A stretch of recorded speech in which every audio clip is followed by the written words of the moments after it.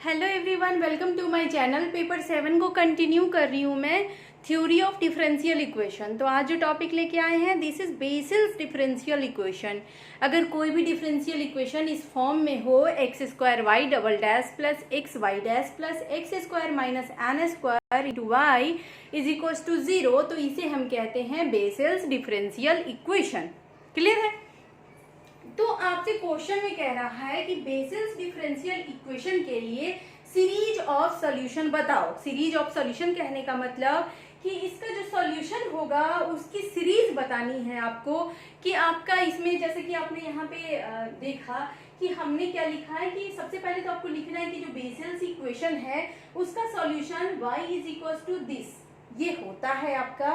Clear है? लेकिन यहाँ पे देखना, जब इसको आप सॉल्व करने जाएंगे ना तो आपको पता चलेगा कि यहाँ पे बेसिस की जो मतलब इक्वेशन है ना, उसमें दो दो सीरीज का कॉम्बिनेशन आ रहा है। वो सब हम बाद में देखेंगे। तो पहले तो आप ये देखो, ध्यान रखना है आपको, सिर्फ ये याद रखना है आपको, बस इतना याद रखना है। बाकी पूरा का पूरा ये इक्वेशन का मतलब यहाँ पे डिराइवेशन होगा और ये काफी लंबा जाएगा इसका सॉल्यूशन, मगर आप धीरे धीरे करते रहोगे। मतलब इजी है, लेंदी है बट इजी है। सावधानी से कैलकुलेशन करते जाना है यहाँ पे, स्टेप बाय स्टेप। करना क्या है आपको कि सबसे पहले ये याद रखना है कि इसका जो सॉल्यूशन y आएगा that will be summation of A R x की पावर k प्लस आर की वैल्यू 0 टू इंफिनिटी है।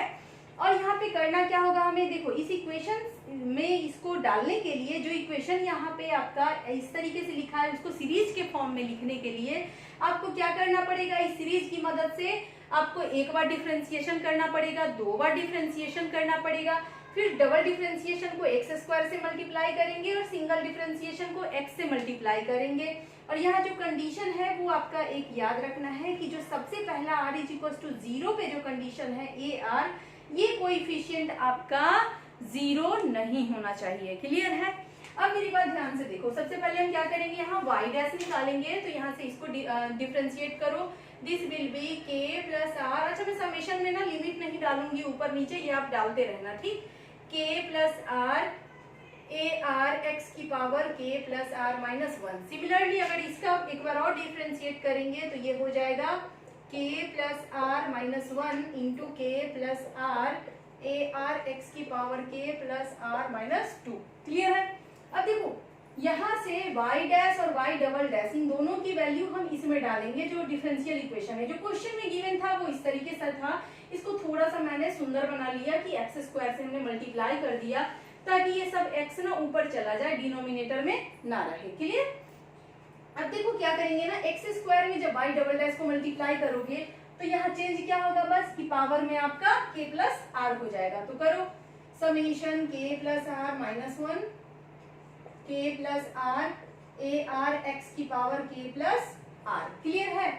अब प्लस, अब इसमें मल्टीप्लाई करना है x से, तो पावर में से यहाँ प्लस 1 हो जाएगा, यानी पावर में क्या हो जाएगा, k प्लस आर। तो summation k plus R A R x की पावर k प्लस आर। अब देखो क्या करना है, plus x square into y, तो प्लस समेशन, इसमें एक्स स्क्वायर से मल्टीप्लाई करेंगे तो ए आर एक्स की power k plus r plus 2 minus n square into y, तो माइनस एन स्क्वायर और y के जगह क्या है, ए आर एक्स की पावर k प्लस आर। यहां तक आपको क्लियर है? अब देखो जरा ध्यान से, यहाँ भी है x की पावर k प्लस आर, यहाँ भी x की पावर k प्लस आर, यहाँ भी है। इन सबको इकट्ठा कर लेते हैं एक समीशन में कॉमन लेके।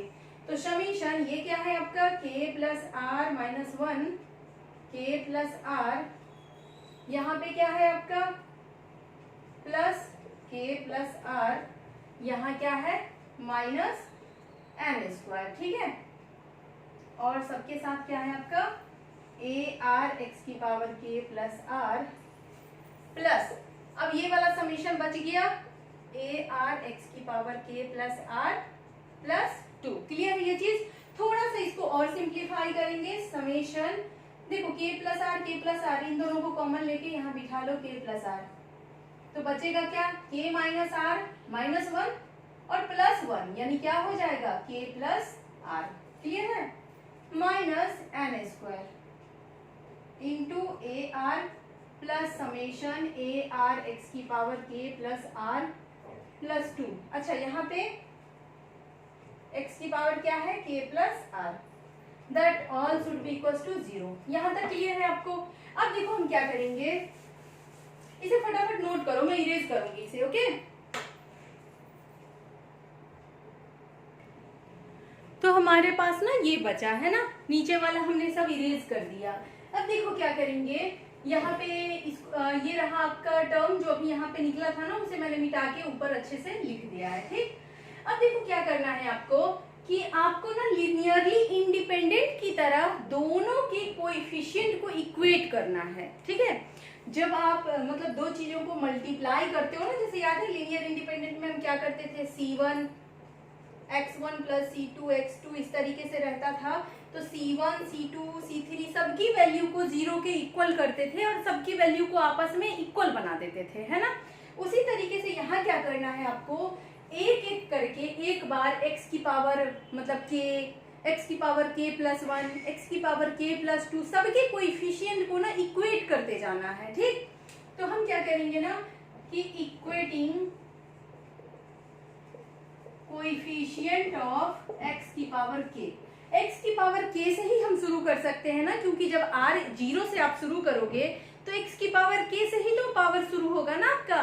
तो हमने x की पावर k का कोएफिशिएंट अगर यहाँ पे आपको देखना है तो ये ए आर जो है वो क्या बन जाएगा आपका ए नॉट, है ना? और यहाँ पे ये तो 0 हो गया, तो ये हो जाएगा k की power 2 minus n square plus, अब इसमें जो कोएफिशिएंट मिलेगा वो मिलेगा a naught is equal to 0।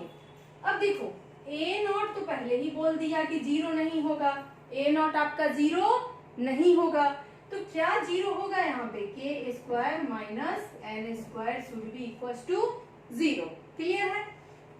अब देखो इन दोनों को अगर 0 करेंगे तो यहाँ से k की वैल्यू क्या मिलेगी, प्लस माइनस n मिलेगा, ठीक है? ये आपको ध्यान देना है। अब यहाँ से क्या समझ में आया कि k का दो वैल्यू है भाई, तो यानी हमने जो y is equal to summation a are x की पावर k प्लस आर जो लिखा था ना हमने, यहाँ पे हमें दो इक्वेशन मिलेगा, एक बार मिलेगा y1 और यहाँ k के जगह माइनस n हो जाएगा, और एक बार मिलेगा y2 और यहाँ पे x की पावर n प्लस r हो जाएगा।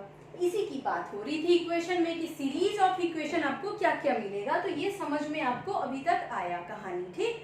अब हम क्या करेंगे कि ये तो हुआ कि हमने x की पावर k को इक्वल किया तो ये कंडीशन मिला। अब आप क्या करो ना कि x की पावर k प्लस 1 के कोएफिशिएंट को भी तो इक्वल करेंगे, तो अब क्या करेंगे, let's equate the coefficient of x की पावर k प्लस 1।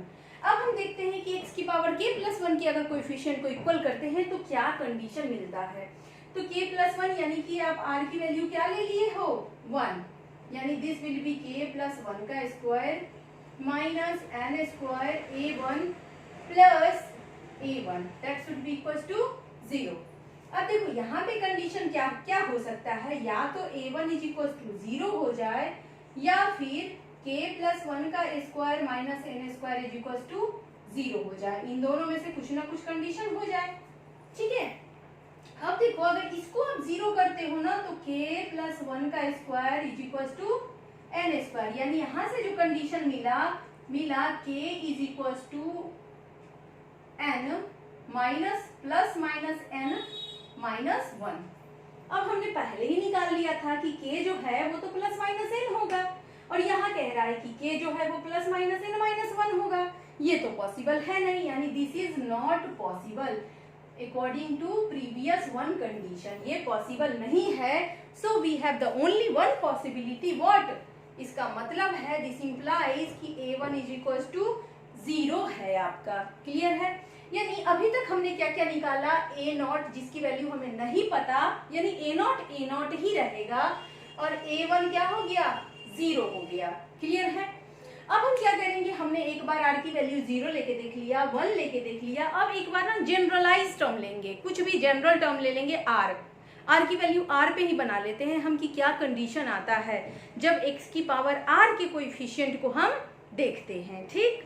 अब देखो जरा,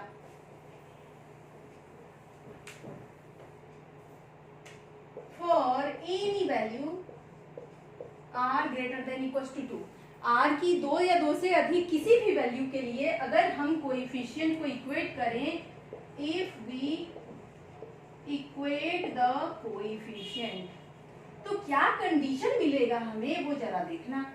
इससे क्या होगा ना कि हमें सारे सीरीज के a0, a1, a2, a3, a4 सब में कंडीशन पता चल जाएगा कि सब एक दूसरे से किस तरह से डिपेंडेंट हैं, और यही तो क्वेश्चन का आंसर है। तो अब जरा ध्यान से देखना कि अब हम क्या करेंगे कि अब हमें चाहिए r ही चाहिए, r क्या चाहिए, r ही चाहिए, कुछ नहीं चेंज करेंगे। Let's equate the coefficient of x की power k plus r, k plus r के कोएफिशिएंट को इक्वेट कर देते हैं हम। अच्छा एक बात बताओ, k प्लस r की कोएफिशिएंट लोगे तो यहाँ पे कोएफिशिएंट क्या मिल जाएगा, k प्लस r का स्क्वायर माइनस n स्क्वायर, और ये क्या रहेगा ar। क्लियर है। अब यहाँ आ जाओ, यहाँ क्या मिलेगा आपको, यहाँ अगर k की, ये क्या है, k की पावर x की power k plus r plus 2, मगर आपको क्या चाहिए, k प्लस r चाहिए, आपको क्या चाहिए, k प्लस r, यानी अगर r को मैं लिख दूं r माइनस 2 तो ये k प्लस r हो जाएगा।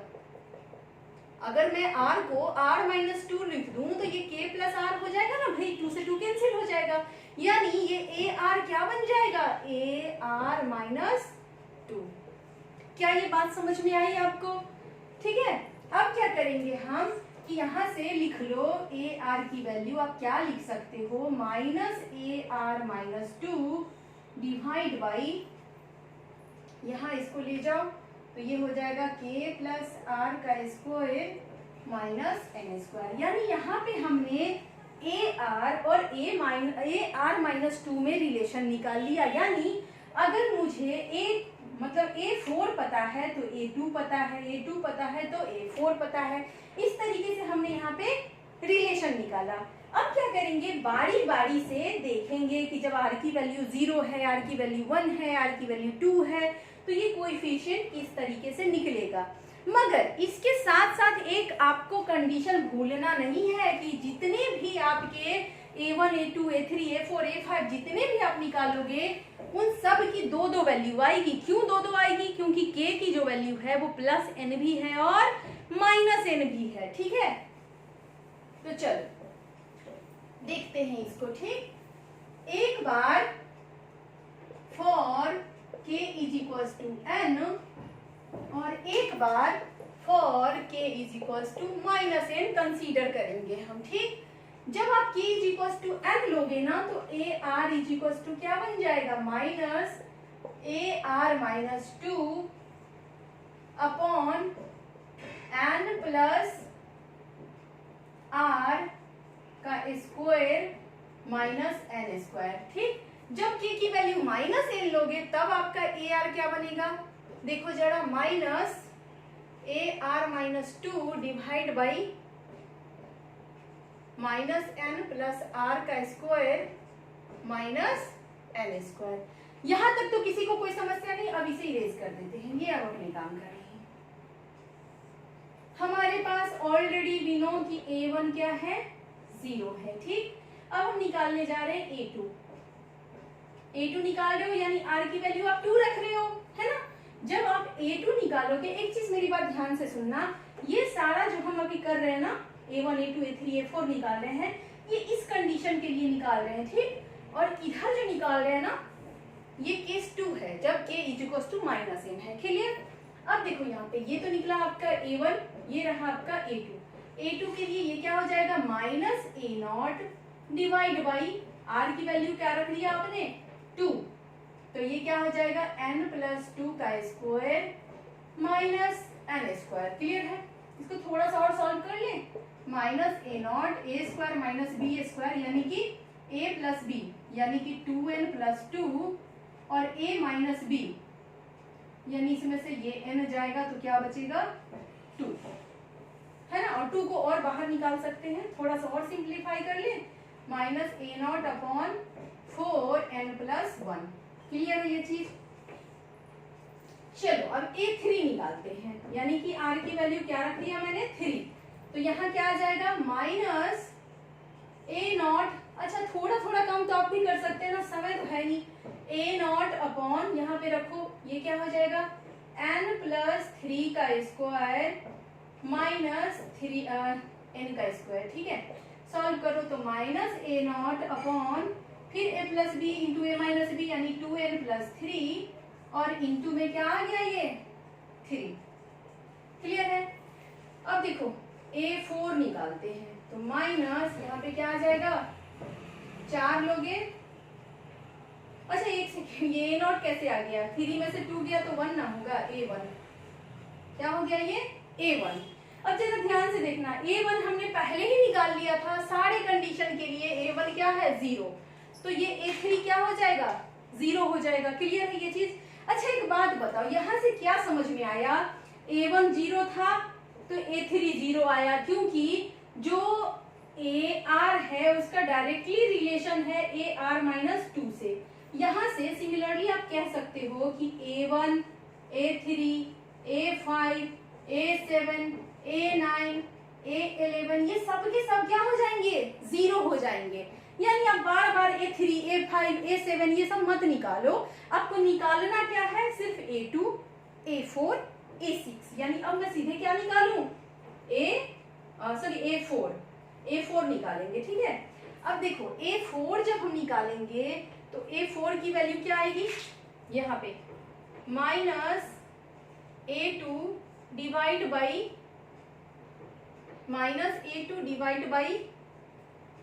n प्लस 2 a4 के लिए हमने r की वैल्यू 4 लिया है ना, तो n+4 का square minus n square. Clear है ये चीज?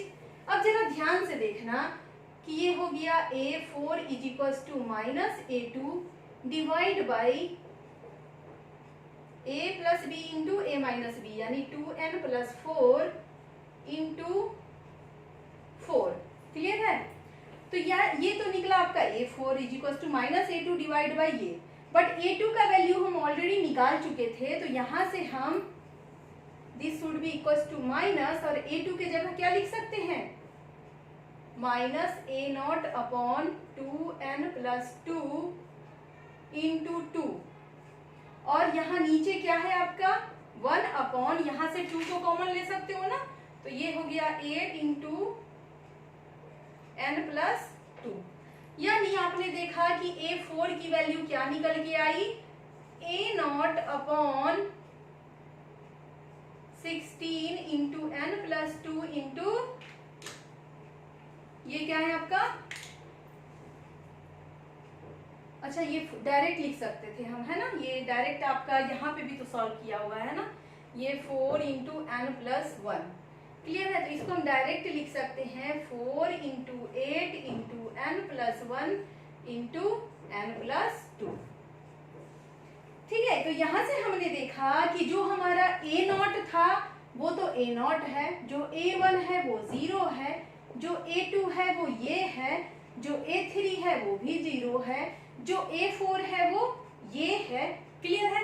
यहाँ से अब सबको जब ऑब्जर्व करोगे ना तो आपको एक जनरलाइज टर्म दिख रहा है सब में कि a0 सबको हम a0 के टर्म में लिख सकते हैं और सब में आपस में कुछ समानता है। अब क्या समानता है तो जरा ध्यान से देखो, अगर मैं यहाँ से बोलूं कि नजर से आप देखो अच्छे से तो आप सबको लिख क्या सकते हो,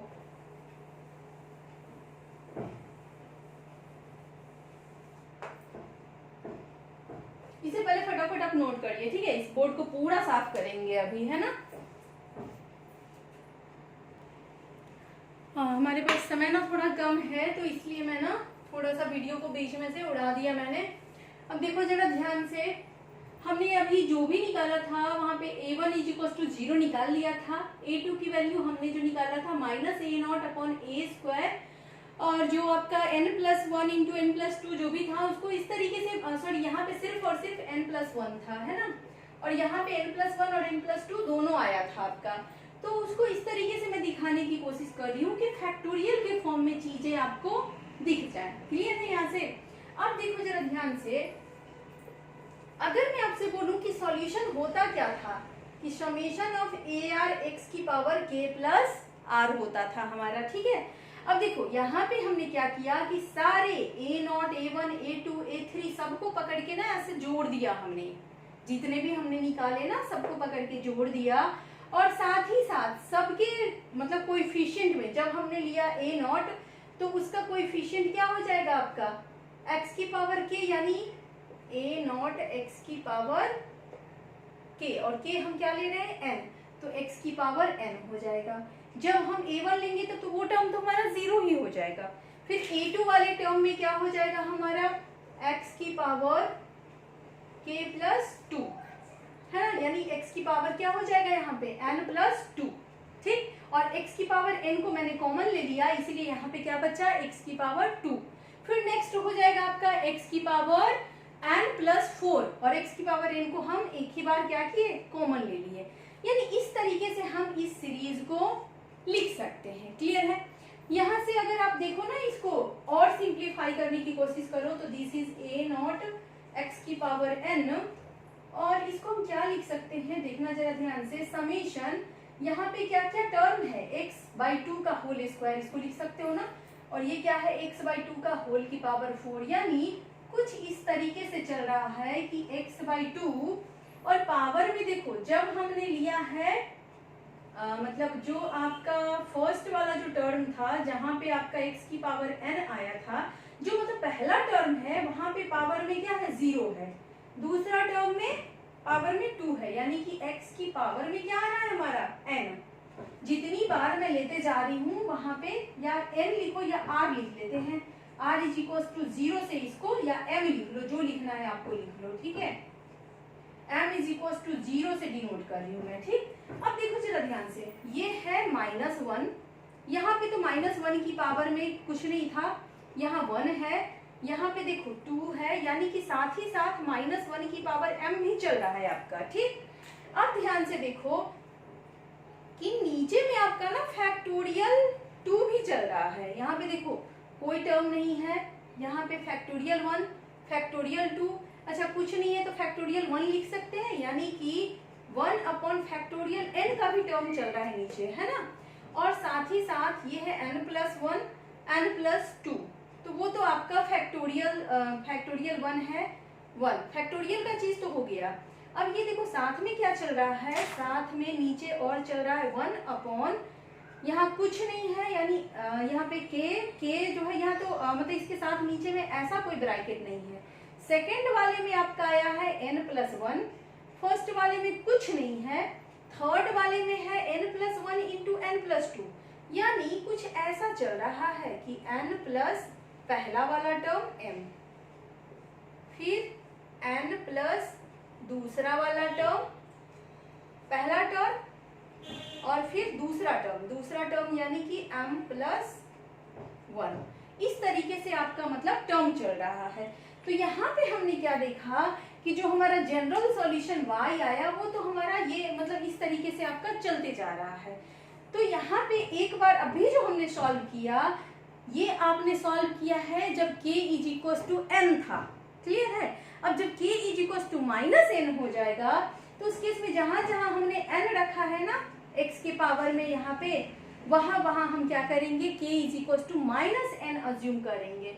फिलहाल तो मतलब एक मैंने आपको डिराइव करके दिखा दिया। अच्छा एक बात बताओ, क्या एग्जाम में मतलब अगर आप भूल जाते हो तो आपको क्या करना चाहिए? कुछ नहीं करना चाहिए, आपको क्या करना है ये देखो, जैसे यहाँ पे एग्जाम में मैंने ये सिखाया ना आपको इस तरीके से, और थोड़ा सा ध्यान रखना है कि हम कॉमन लेके क्या चल रहे हैं, a नॉट x की पावर n को कॉमन ले रहे हैं यहाँ पे, और जब k is equal to n मानेंगे ना तो ये तो n हो जाएगा। क्लियर है? और जब a नॉट x की पावर n को कॉमन हम निकाल लेंगे तो यहाँ जो अंदर में बचेगा वो क्या बचेगा आपका, पहले तो x की पावर n को कॉमन निकाल लो, तो यहाँ जो अंदर में बचेगा वो बचेगा a r x की पावर r, है ना। अब इस तरीके से आपको तोड़ के लिखते जाना है, यहाँ तक भी कर देते हो तो आपने ऑलमोस्ट कर दिया है इसको। अच्छा, अब जो सीरीज ऑफ सॉल्यूशन जो बोलता है आपको ना, वो ये बोलता है कि for n is equal to 0 आपका y की वैल्यू क्या होगी ये बताओ। For n is equal to 2 y की वैल्यू क्या होगी ये बताओ। This is second series. हमने तो जनरलाइज निकाला। ये जनरलाइज आपको इसलिए मुश्किल लग रहा है क्योंकि यहाँ पे ना n n n n हम ढोते जा रहे हैं। आपको अगर कठिन लगे तो जो हमने वहां पे निकाला ना A0, A1, A2, A3, A4, वहां तक तो चीजें बहुत आसान लग रही होगी आपको। तो आप क्या करना कि for n is equal to 0 for n is equal to 1 the first series of solution of Bessel equation, और वहां पे A1, A2, A3 जो भी आपने निकाला उस सब में n की वैल्यू 1 1 1 1 पुट कर दोगे ना तो आसान सा आंसर आ जाएगा। और फिर सारे को यहाँ पे समेशन में रख के एक्सपांडेड फॉर्म में भी अगर आप लिख दोगे तो एग्जामिनर आपका मार्क्स नहीं काटेगा। बुक की तरह छापोगे तो आपको फुल मार्क्स नहीं मिलेंगे, बट खुद से अगर A1, A2, A3 सब निकाल के डालोगे ना तो आपको फुल मार्क्स मिलेंगे। इस क्वेश्चन को अगर आपने समझ लिया ना तो मुझे तो लग रहा है ना कि आप 15 पेज भी लिखते चले जाओगे तो क्वेश्चन खत्म नहीं होगा। तो इट्स अप टू यू कि आपको कितना कम में आंसर करना है। अगर ये जनरल टर्म आपसे ध्यान नहीं होता है, आपको याद नहीं रहता है, तो आप क्या करिए ना, आप ना n इज इक्वल टू 0 पे एक सीरीज निकाल के दिखा दो और एक series n is equal to 1 पे निकाल के दिखा दो और लिख दो कि similarly we can find for any value of n। हो जाएगा आपका answer. Okay, so thank you कि सब आप हमारे चैनल को सब्सक्राइब भी थोड़ा कर दीजिए, लाइक भी कर दीजिए और थोड़ा सा सपोर्ट कर दीजिए। Okay, keep supporting me. Thank you, bye bye.